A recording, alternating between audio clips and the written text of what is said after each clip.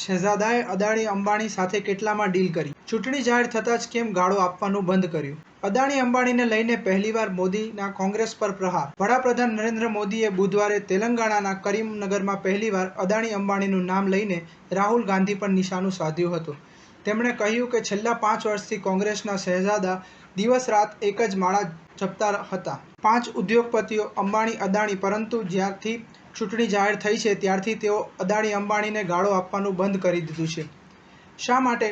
વડાપ્રધાને કહ્યું, હું કોંગ્રેસના શહેજાદાને પૂછવા માંગુ છું કે તેમણે અદાણી અંબાણી પાસેથી કેટલા માલ ઉઠાવ્યા છે, કોથળા ભરીને કાળું નાણું ભેગું કર્યું છે. કોંગ્રેસ પાર્ટીને તે ઉદ્યોગપતિઓ પાસે ચૂંટણી માટે કેટલા પૈસા મળ્યા છે તેઓ કહેશે. વડાપ્રધાને તેલંગાણાની કોંગ્રેસ અને અગાઉની બીઆરએસ સરકાર પર નિશાનું સાધ્યું. તેમણે દિલ્હી લીકર પોલિસીની કૌભાંડનો ઉલ્લેખ કર્યો હતો. તેમણે કહ્યું, કોંગ્રેસ અને બીઆરએસ એક જ સિક્કાની બે બાજુ છે. બંને ભ્રષ્ટાચારના ગુંદરથી એકબીજા પર ચોંટી ગયા છે. બંને પાસે એક જ કામ છે, ફેમિલી ફર્સ્ટ અને તુષ્ટિકરણ. સ્ટાર ન્યૂઝ 7 હંમેશા સચ્ચાઈની સાથે.